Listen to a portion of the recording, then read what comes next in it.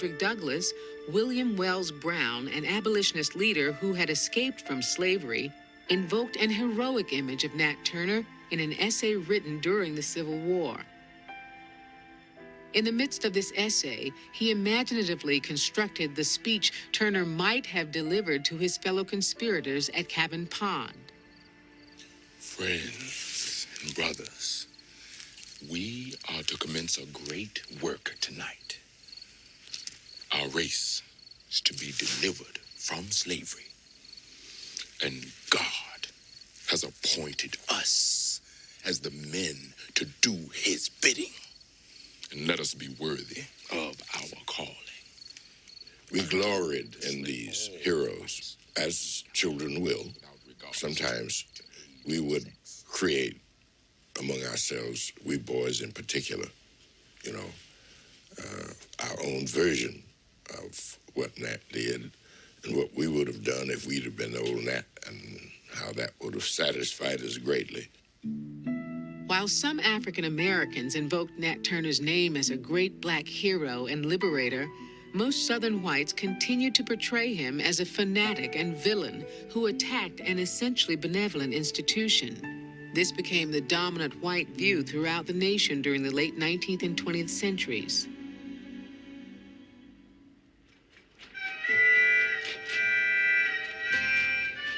Black folk memories of the rebellion surfaced in the WPA interviews of ex-slaves conducted during the 1930s. The WPA undertook the task of finding and questioning black residents of the South who had once been slaves. Sometimes the interviews produced memories that were obviously passed on by family members who lived at the time of Nat Turner's revolt. Sometimes these recollections explored the violence in Turner's insurrection. In 1937, the ex-slave Alan Crawford spoke about Nat Turner from stories he had heard growing up in Southampton County.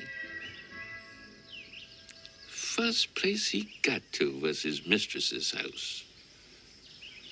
Said God deigned him to start the first war with 40 men.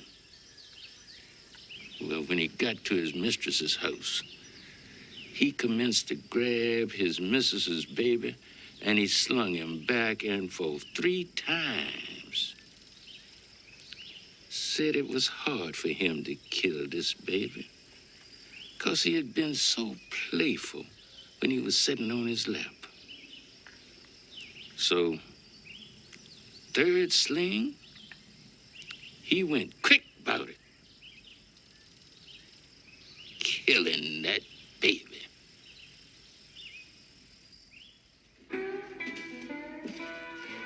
The 1930s were a turbulent time in America.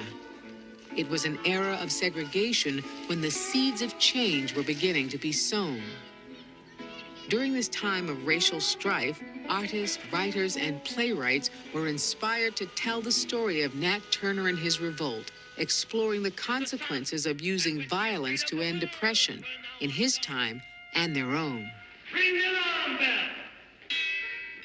In 1935, Black theater educator Randolph Edmonds presented the Nat Turner story as a play written to be performed at schools and colleges. You killed him! You did it! In the climactic scene, Edmonds turns his attention to the horrible consequences of the rebellion for the men and women of the slave community. I was gonna tell the white folks where you is. I was gonna tell them, I say, you ain't nothing but a beast. That's what, a beast. A beast? A beast? She called me a beast. If I'm a beast, who made me one? If they buy and sell me women like dogs and feed me their leavings, how can I be nothing else but a beast?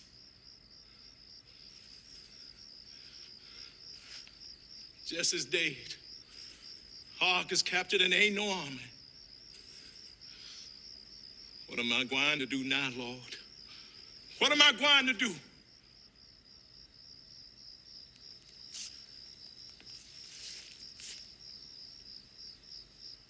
Look at that moon coming back to light up the world. It's big and round and yellow. Then dripped out all this blood. My hands is full of blood too. Will they ever be clean? Was I wrong, Lord, to fight that black men must be free? Show me a vision, Lord, like you did when the spirits were fighting in there. Talk to me, Holy Ghost. It must be the army looking about in the woods for me. I can't let them catch me. I've got to get me an army and fight some more for freedom. I want to be free. I must have freedom for all the black slaves. Show me how to get it, Lord. Spirit of God, show me the way. Guide me, lead me, lead me.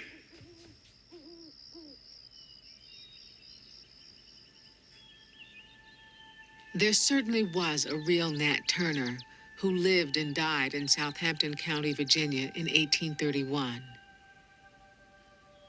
But the man who lived and died in numerous artistic portrayals since 1831 was recreated over and over again to fit the needs of each of his creators.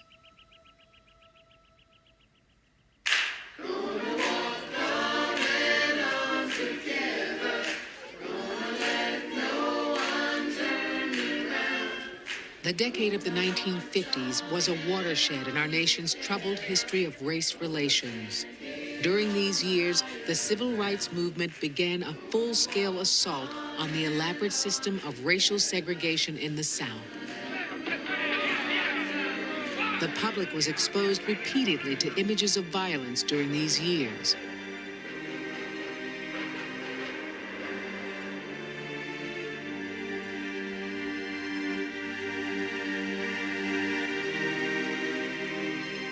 It was in this atmosphere that a growing number of frustrated African Americans sought inspiration from Nat Turner and the 1831 Southampton slave revolt. I never heard of Nat and wanted to know more about him and started just reading about him and what happened in Southampton County. There was a debate going on among the young people in different civil rights organizations, the young people, about black consciousness and versus integration and what direction they should move in order to keep the movement going and to keep liberating black folks. If you don't want any trouble, keep your filthy white hands off our beautiful black Nat symbolized revolt, symbolized resistance. He was a black man who refused to accept his condition. So we identified with that brother, and we saw him as a brother. We saw a direct link. We knew exactly what he felt like because we felt the same way, and we saw ourselves as continuing that struggle. Usually the police wouldn't brutalize anyone if we were on hand because we were armed. The revolution has come. Nat Turner returned to the center of the national stage with the publication in 1967 of William Styron's The Confessions of Nat Turner. The novel was an instant bestseller and won the Pulitzer Prize. It's hard to reconstruct the bland, ill-informed atmosphere of suburban white America in the 50s and 60s. And it came as a revelation to really almost a whole generation that they should even be thinking about these things. It was through the Book of the Month Club that I got this novel called The Confessions of Nat Turner. I remember when it arrived, and I started reading it that evening after I got home from school, and I stayed up all night and I read it in one sitting.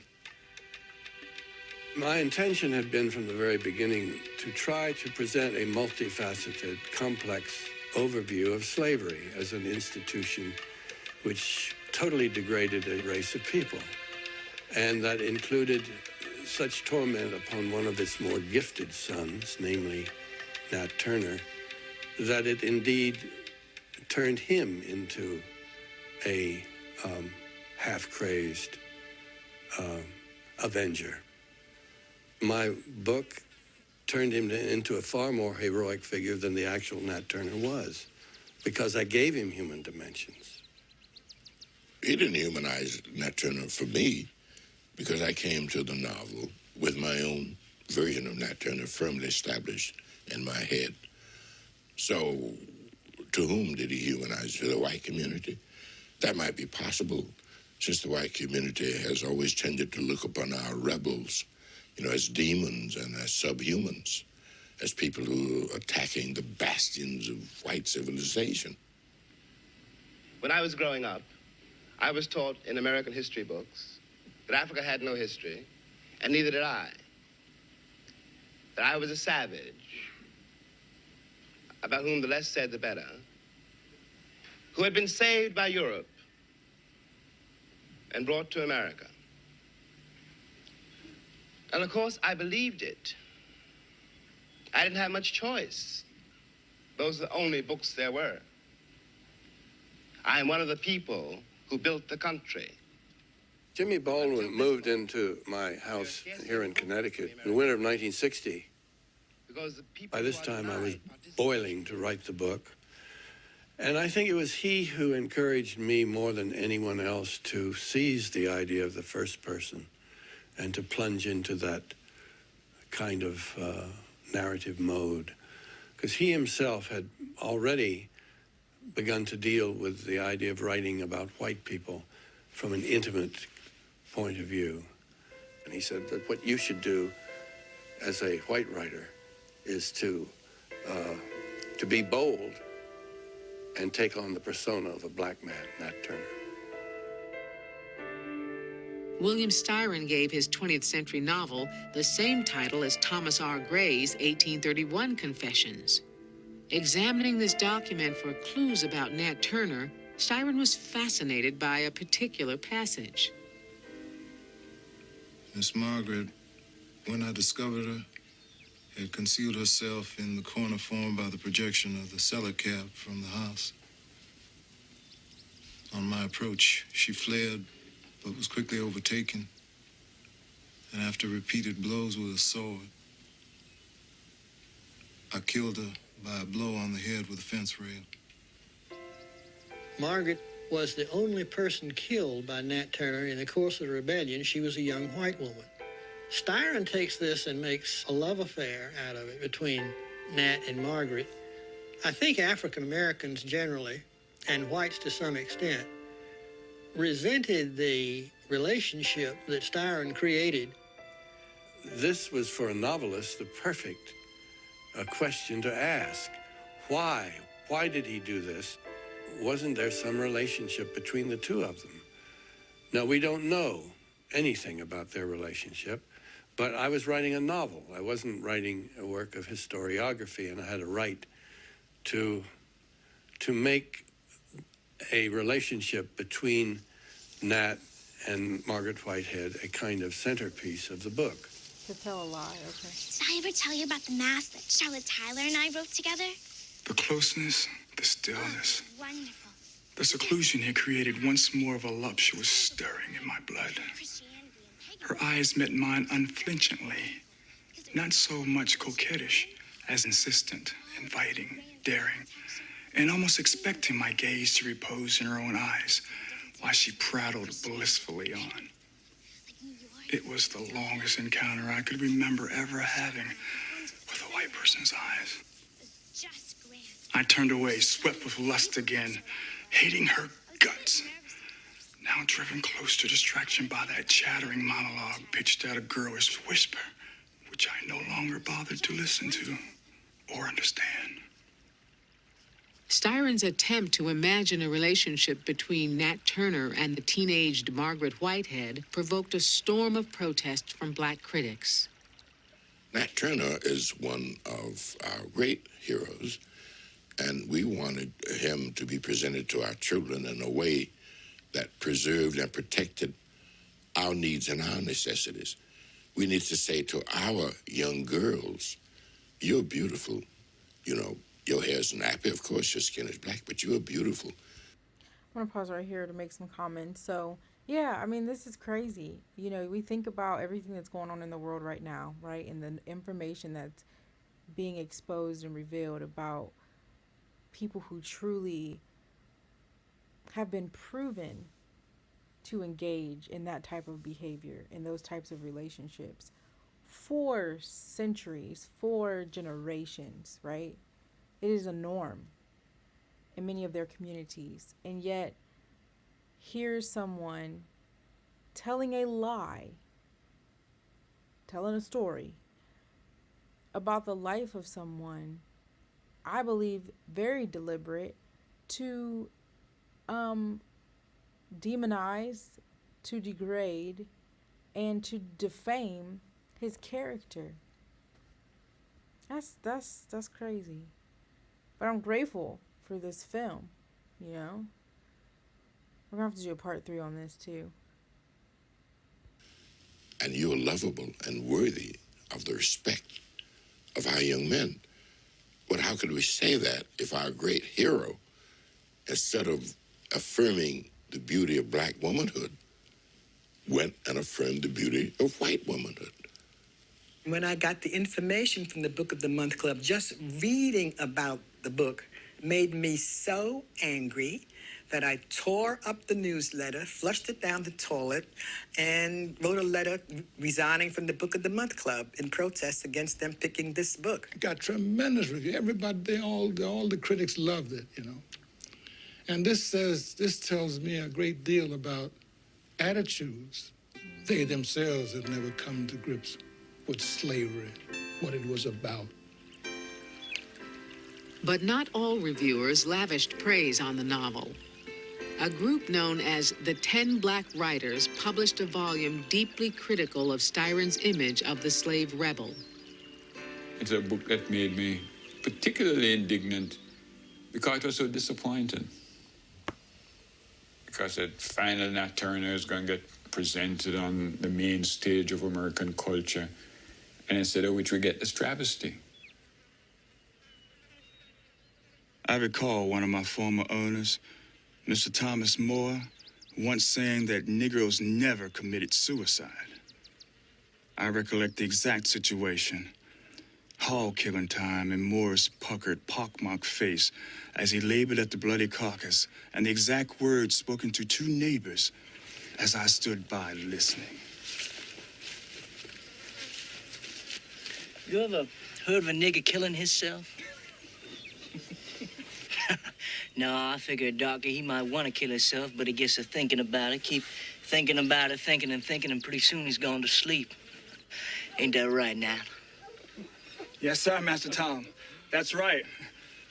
Sure enough.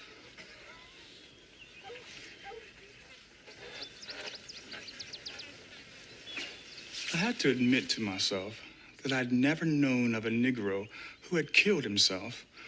And in trying to explain this fact, I tended to believe that in the face of such adversity, it must be a Negro's Christian faith which swerved him away from the idea of self-destruction. But now, as I sit here amid the incessant murmur and the buzz of flies, I can no longer say that I feel this to be true. It seemed that rather my black shit-eating people were surely like flies. God's mindless outcast, lacking even that will to destroy by their own hand their unending anguish. How would anybody seeking to organize his people to struggle for their own liberation have that perception of them? It was an act of arrogance coming out of a profound ignorance that led him to think he could restructure that experience in anything that would be a credible way, or a way that reflected anything that an informed black person would know of our own experience to make it acceptable to black people. Novels can be good, novels can be bad. But I think it's different to say that than to say you shouldn't have written this in the first place because you were white, or what are you doing to our history by creating this character about whom we feel deeply ambivalent. And believe me, I think that it was the sexuality of Nat Turner that bugged people the most, no matter how they justified it. I think that without that, the novel would have passed through without a peep. It was perfect because it was set in the first century Rome. The place where her breast had met my arm was like an incandescence, tingling. Again, I was smothered by remorseless desire. Insanely, I found myself measuring the risk. Take her here on this bank by this quiet brook. For abandon all for these hours of terror and bliss. You should read some of my poetry sometime. Being attracted to and repelled by members of the opposite sex strikes me as the most natural thing in the world. And to have left that out, to have rendered Turner incapable of that kind of internal struggle, would have reduced his humanity. I think Starr knew exactly what he was doing, and I think he did the right thing. We have to Wow. Do y'all hear what this man just said? It's the most natural thing in the world for him to wrestle with this perversion. For y'all, maybe? How do you just put that on someone that you did not even know? Huh? Sick. It's sick. Ill as black people with so much of this kind of stuff, not so much in writing, but in our everyday lives. What Styron had done was play at the worst fears of white America, and I think, frankly, fantasizing in his own mind as a white male about the lustful feelings that black men had for white women. Exactly.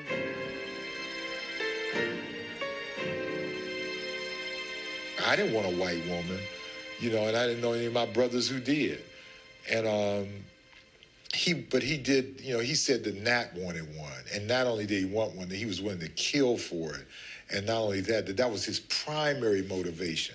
Mm-hmm. Liberation was irrelevant. It was sexual, unbridled sexual lust or something like that. What really would have caused rage on the part of the black critics would have been, I think, if they had had a consummated sexual relationship, which would really have proved my own racism.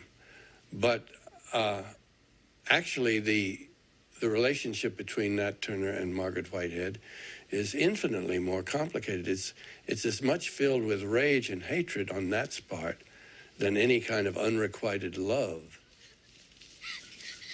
What? This fictitious story that he made up. Like...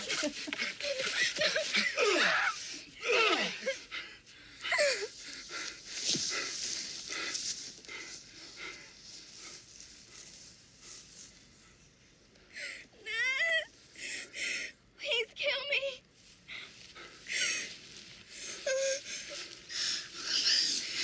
Please, Nat. Shut your eyes. It hurts so.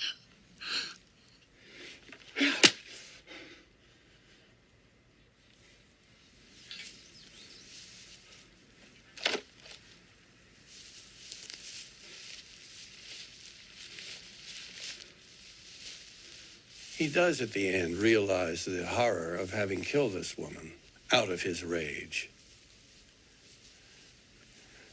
And I think that Nat Turner's feeling of love at the end is really an attempt to express his own sense of reconciliation and redemption, and has very little to do with any direct human connection. I think this is an abstraction. At least that's what I was attempting to do. It struck me as a great irony that I began to write Nat Turner the summer of Martin Luther King's great speech in Washington. And it was a time of reconciliation, of nonviolence, of peacefulness, a sense that blacks and whites could work this thing out together. But by the time I finished the novel, in 1967, this sweetness and light that Martin Luther King was predicting had turned into a kind of hellish nightmare on the racial scene. And so Nat Turner appeared, my Nat Turner, appeared at a time when this dream of Martin Luther King's had evaporated. So there was good reason why my book was met with such mixed reactions. I do think that in an extraordinary and strange way, Bill Styron did do a service in the sense of putting Nat Turner back on the table, making people argue about who he was. And nobody, no matter which side they took of the argument, really knew very much. It was like people throwing punches in the dark. And in the last generation since then, we've learned a lot more, though we still have not penetrated the veil entirely. We can't be dependent on white people to represent our culture with integrity and imagination and respect. If you don't like Bill Styron's Nat Turner, write your own. I think the only way that you can fight a representation in art that you don't like is to create new art, to create more art, surround it. I don't consider myself an artist. I don't consider myself as one who can critique art.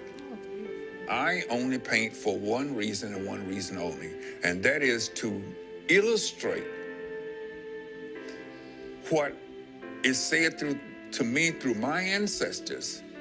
They're not asking for revenge, they're asking to be recognized.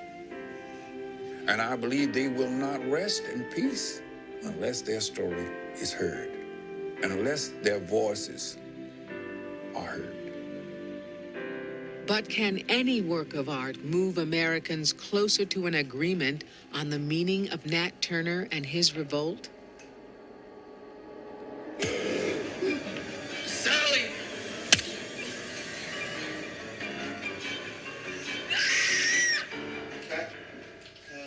Swing didn't work too well that time. Yeah. One more time, right away. Here we go. Ready. I think there is a need for closure. There is a need to resolve this thing. Sometimes it takes a mediator. A piece of artwork can do that. The whole idea is, who is Nat Turner? We don't know. And people with little information have created their own Nat, and they've claimed it. And it's not that we're trying to reclaim Nat. We're just trying to present other artists' interpretation of Nat Turner, and trying to do that very faithfully without interpreting their work. Was a wrong law to fight that black men must be free? Everywhere in the film, there is interpretation, and the subject matter we are dealing with is interpretation. Now, when you do a film about interpretation, what's the film about that interpretation? Isn't that film another interpretation? We're really unconscious of the pain that you're causing this. Stop right here. We're going to have to do a part 3. But no, we are looking to reclaim his story and every other ancestor story and retell it in a way that is more reflective of the truth. And being that there's nothing new under the sun, and ancestrally we have certain behaviors and thought processes and just a spirit about us that is able to be seen and evident from one generation to the next, we can look to previous revolts and previous moments of fighting back, okay, and see and understand his position and reasoning. Like, what? Anyway, part 3 coming to finish this out.